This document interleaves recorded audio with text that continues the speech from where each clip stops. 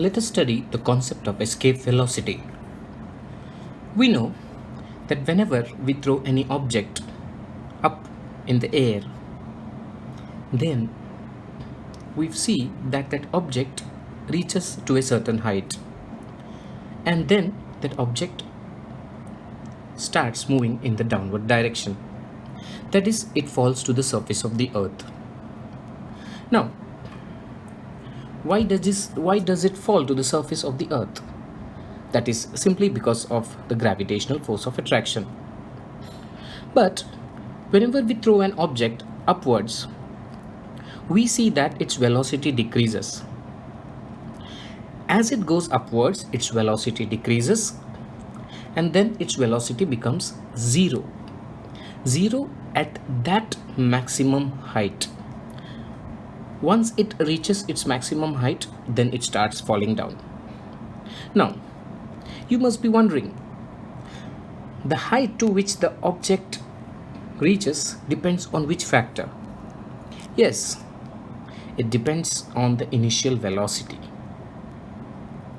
Because you may have observed, whenever you throw a ball up in the sky, more the velocity you give it, that is the initial velocity, more higher it goes. And if you would like to know how high it will go, then you can use Newton's third equation of motion. Newton's third equation of motion is v square is equal to u square plus 2as. V square is equal to u square plus 2as. Now, when the object reaches to a certain height, its final velocity is 0. And therefore, what we do is we substitute v is equal to 0 in this equation, and acceleration will be minus g. Minus, because acceleration due to gravity is a vector quantity and it points in the downward direction. When you substitute 0 and g in the equation for v and a,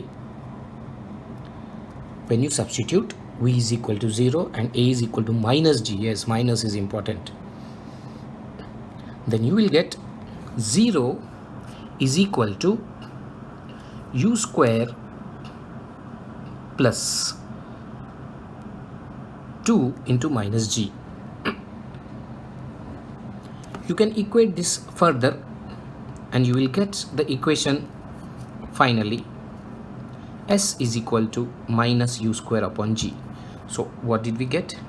S is equal to minus u square upon g. With this formula, you can calculate the maximum height to which the object goes. So now here one interesting thing which comes to our mind is the height of the object, the height to which the object reaches, depends on the initial velocity. So now, if we give it more velocity, the object goes to a greater height. So what will happen if we keep on increasing the initial velocity? Yes, whenever we increase the initial velocity, the object will go to more greater height. It will keep on going to greater and greater heights, that is more higher and higher. And as we go up higher and higher, an interesting thing happens. What is that? The force pulling the object downwards decreases as the object goes up. Yes, the force. Which is this force? Can you think? Yes, this is the gravitational force. The gravitational force which pulls the object downwards decreases as we go higher, as the object goes higher. And so, if we keep on increasing the initial velocity of the object, what will happen? It will go to larger and larger heights, and at a particular value of the initial velocity, very important, at a particular value of the initial velocity, at a particular value of the initial velocity of the object is able to overcome the downward pull of the earth. As you go on increasing the velocity, initial velocity, the object is able to overcome the downward pull of the earth. Yes, and it will escape forever from the earth. It will not fall down, it will escape from the earth's gravitational pull. This velocity, which enables the object to escape from the earth's gravitational pull, is called escape velocity. So what did we learn? Whenever we throw any object to a certain height, the height to which it reaches depends on the initial velocity. If we go on increasing the initial velocity, the object goes to larger and larger heights. Finally, if we can give it a greater initial velocity, so large that it can escape from the Earth's gravitational force, then that velocity will be called escape velocity. Once it travels with the escape velocity, then it will go to an infinite distance. Yes, infinite distance. That means for the object to be free from the gravitational force, for the object to be free from the gravitational force, it has to reach an infinite distance, and at that infinite distance the object will come to rest and will stay there. So as it goes higher, it reaches an infinite distance whenever it is given velocity, that is the escape velocity. Now mathematically we can look into this escape velocity. For an object of mass m, we can derive what should be the velocity, escape velocity, if it has to escape from the gravitational pull of the earth. So we have this derivation. Looks little complicated, let's analyze. It's quite easy, very easy if you understand and you know the previous concepts. For an object of mass m, we have two situations. One, the object is on the surface of the earth, and second, the object is at infinite distance from the earth.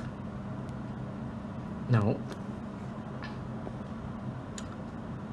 for the object which is on the earth, the kinetic energy will be half mv square, that we know from our previous knowledge, and potential energy is minus g mm upon r.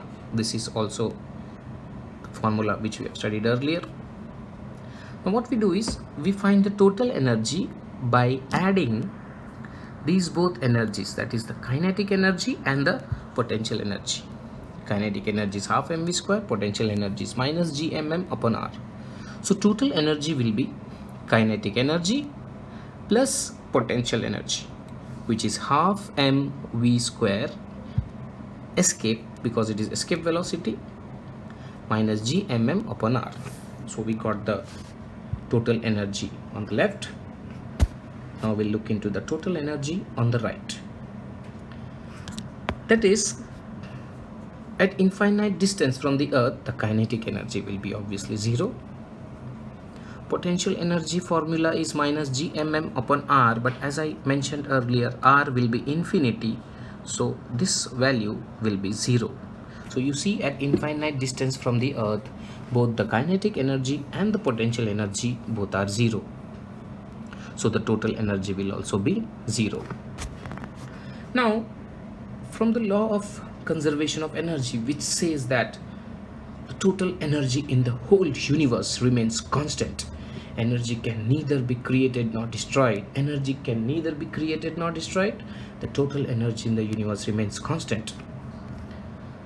When we apply this law here, Then we end up with this equation: E1 is equal to E2. That is, E1 is total energy on the earth and E2 is total energy at infinite distance.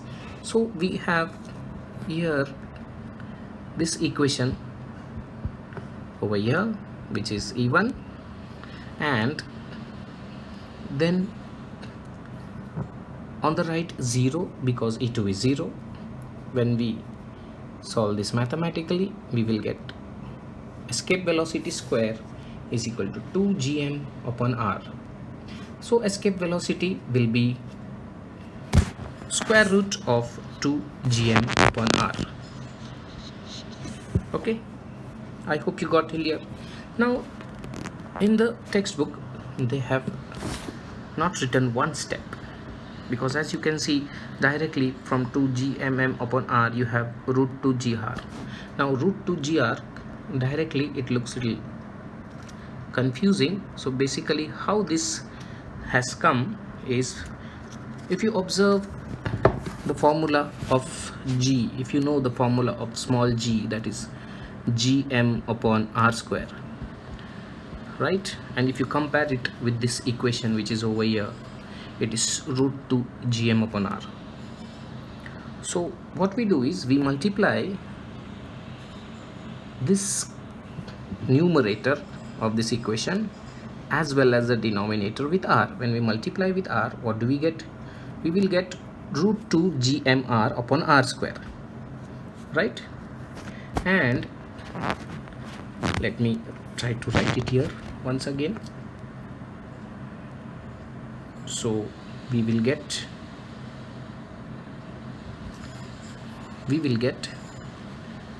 equation as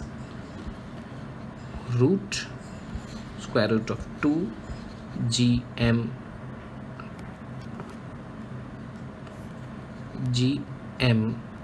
r upon r square. Now in this, if you observe carefully, 2 gm upon r square, if you observe carefully, gm upon r square is g, that is acceleration due to gravity. That is why your equation becomes root 2 gr. I hope you got it. So what we have done basically is we have multiplied the numerator and denominator of this equation with r. So we got 2 gm r upon r square, and then 2 gm upon r square is g, so you got escape velocity as root 2 gr. Now value of g is 9.8 and meter per second square, and r is 6.6 to 10 raised to 5 kilometers. So what you are getting here is an escape velocity of 11.2 kilometers per second when you can do this calculation. So we have calculated what is the escape velocity. So let's have a recap of how we got this equation. So we started with energies, total energy for an object on the surface of the earth and at infinite distance from the earth. For an object on the surface of the earth, kinetic energy is half mv square, potential energy is minus gmm upon r. So total energy will be sum of both the energies. For an object at infinite distance from the earth, kinetic energy is 0, potential energy is also 0 because r is infinity, total energy is 0. Now coming back to the second part, where by the principle of conservation of energy we have E1 is equal to E2. So we have the left hand side is equal to 0, so velocity, escape velocity square is equal to 2 gm upon r, and this escape velocity is square root of 2 gm upon r. But as I told you, here we have to write one step, that is multiplying numerator and denominator by r. So you will get square root of 2 gm r upon r square. So here let me correct one slight error. The root should be from down. So here we have square root of 2gr and multiplying the substituting and then multiplying, substituting the values and then multiplying. we will finally arrive at 11.2 kilometers per second. So now the next question arises, how will it be asked in exam? So this question, escape velocity, has two parts. So in exam you may not get the complete question to be solved. They may either ask you explain the concept of escape velocity, and there is a second question, that is derive the formula for escape velocity, or show how escape velocity is 11.2 kilometers per second. So this question has two parts. I hope you understand. Also do watch the video which I posted right below this video, so that you can understand it better along with animations.